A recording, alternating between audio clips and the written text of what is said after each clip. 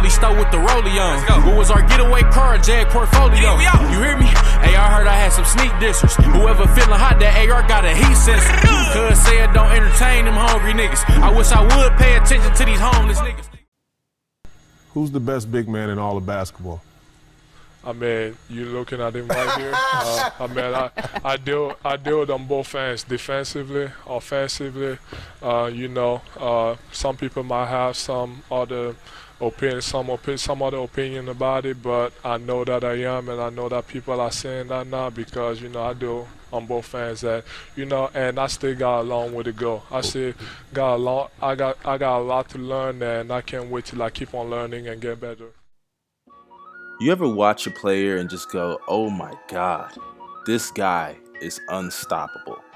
That is what I say every single time I watch Joel Embiid play. Because Joel Embiid, year after year after year, gets better at everything. And I know Joel Embiid, for all the people that don't like him with his personality off the court and even on the court antics at times, no one can deny the fact that Joel Embiid is one of the most skilled players that the NBA has ever seen and one of the best players in the league. But is there a chance that Joel Embiid could become the best player in the NBA sooner rather than later? YouTube, what's going on? It's your boy Young Mustard, and I'm back with another video. And today I want to talk about Joel Embiid, not just because of the fact that he dominated the Houston Rockets and said he's better than James Harden, but because of the fact that I think there's a legitimate case to be made and a chance that Joel Embiid could become the best player in the NBA. Now, don't get me wrong, you have other candidates such as Giannis Antetokounmpo, and even a teammate of Joel Embiid such as Ben Simmons, if he gets a jump shot, could definitely enter himself in that conversation. And then there are other young players such as Luka Doncic, who's playing at a very high level. You have Anthony Davis, and also you could even throw in Kawhi Leonard. But I think we can all come to the realization that Joel Embiid is definitely in that conversation. But before we go any further with this video, if you guys are not following me on Twitter, y'all make sure y'all go and follow me on Twitter. And also, if you're not subscribed, hit that subscribe button, drop a like down below, and comment your opinions. But now, let's go back to this video. Joel Embiid, literally from the moment he entered the NBA, we knew he was special. As in his rookie year, he put up numbers of 20 points, 8 rebounds, 2 assists, a steal, nearly 3 blocks, while shooting 46 to 47% from the field, 37% from 3, and 78% from the free throw line. And those numbers really don't do him justice, as he was not playing back-to-backs, and he was only playing 25 minutes a game. And yes, I understand he was the #1 option and the team really wasn't winning that many games, but let's be real here, he was the huge bright spot for the Philadelphia 76ers, and they were much better in the time that he played compared to the year before. So Joel Embiid definitely played basketball in his rookie year at a very high level, having to miss the previous seasons due to a knee injury. But when he came in his rookie year, he was dominant on both sides of the ball, and he continued that success into his sophomore year, because in his sophomore year he averaged 23 points, 11 rebounds, 3 assists, nearly 2 blocks, while shooting 48% from the field, just under 31% from 3, and 77% from the free throw line. He was awarded with his first All-Star selection, an All-NBA selection, and an All-NBA defensive selection. Now, even though both of those seasons were remarkable and he was putting up elite level numbers, especially when you consider the amount of minutes that he was playing and not playing back-to-backs in his rookie year, you definitely have to look at the fact that both of those seasons ended with an injury. Now, in his second year, the injury did cost him just 10 games as he came back in the playoffs, but he did miss the first 2 games of the first round and the last 8 games of the season due to a face injury. And in his rookie year, we all know he only played 31 games as he was on limited minutes and he wasn't playing back-to-backs, and he still tore his meniscus. Now, sure, don't get me wrong, it's not like they were career-ending injuries or anything like that, but let's be real here, for a player that missed a huge portion of the beginning of his career career due to injury to come back and get injured twice and have your season end twice back-to-back years with an injury, that's not a great sign. And don't get me wrong, it's not like Joel Embiid, his injuries are super severe. Like the face injury, it only cost him 10 games. And the meniscus injury, even though it did cost him the rest of the year, let's be real here, I think that Joel Embiid could have come back because they said it was a slight tear, but they just said, you know what, we're going to just shut him down for the rest of the year. But when it comes to Joel Embiid on this roster, we have to look at the fact that injuries are a huge part of his career. But now that we've gotten that out of the way, here we are in year 3, and he is putting up the best numbers in his career, averaging 27 points, 13 rebounds, also 4 assists, a steal, 2 blocks, while shooting 49% from the field and also 80% from the free throw line. And this is also a player that can stretch the floor. Even though his 3-point percentage has been relatively shoddy over the past year or so, he can still stretch the floor and provide you with spacing all the way to the 3-point line.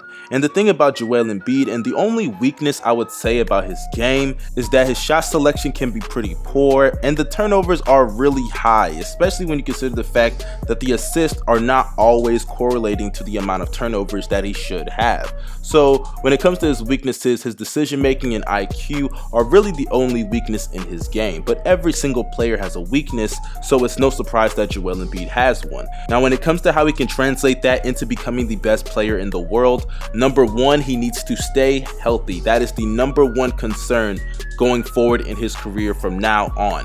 He needs to stay healthy.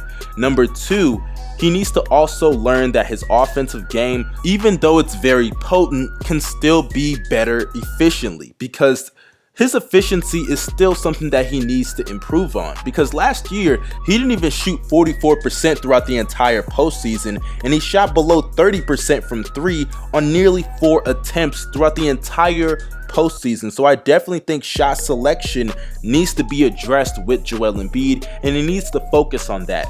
Now the third thing is not really for him, but it's about the organization and one of their core players in Ben Simmons. Because of the fact that Ben Simmons refuses to take shots outside of the paint, and sure, he's knocked down a mid-range shot here or there this season, he needs to be more of a threat off ball, whether it's cutting off of screens, adding some type of jumper to his game, whether it's from mid-range or from 3, even though that is a stretch. But the reason he needs to do that is because when the paint is so clogged with the ball handler and the center, sometimes they can just double Joel and force Ben Simmons to have to score or shoot the ball because he's just standing on the perimeter, or the paint is clogged and there's really no room for Joel Embiid to operate. Now some people may be saying, how does that affect him becoming the best player in the world? That's his other teammates' problem, that's not his own. Well, when he signed that huge extension, he committed the next 4 to 5 seasons to Philly. And we all know Ben Simmons is in the long-term plans for Philly.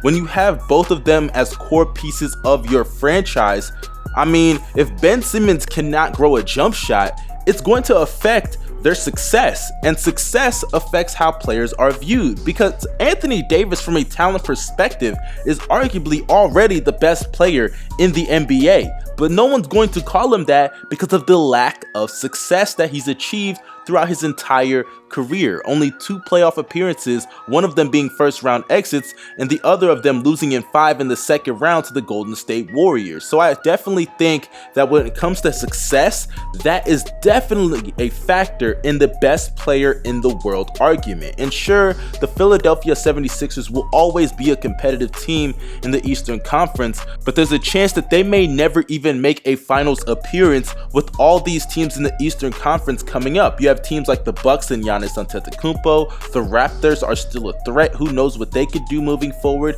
The Pacers are really just 1 star away from being an elite level team in the NBA. You also have teams like the Celtics. Even though they're struggling, the Celtics, when they get things together and they trade the assets that they need to trade to get the star player that they need to get, let's be real here. It's over for the Philadelphia 76ers. Their window, who knows how long it's going to be open, and if Ben Simmons doesn't get that jumper, man, it's gonna close pretty quickly. But in conclusion, Joel Embiid is not only one of the most talented players in the NBA today, but one of the most talented and most skilled, gifted players in NBA history. I mean, his post moves are basically on Hakeem level, plays defense at an elite level, one of the best two-way players that the NBA has ever seen. And hopefully he can stay healthy, because I know everybody has Giannis penciled in as the favorite to become the best player in the NBA after LeBron James, but I don't know, man, because Embiid, he's a beast. And I definitely think that from a talent perspective, one can make the argument that Embiid is indeed a better basketball player than Giannis Antetokounmpo. Not saying that it's the truth, but I'm saying that there is an argument to be made that Embiid is better. So you guys in the comment section, let me know what y'all think about this video. If you want me to do other players and why I think they could also become the best player in the world, y'all comment the players down below. Also, you guys subscribe if you're not subscribed. Subscribe to the second channel.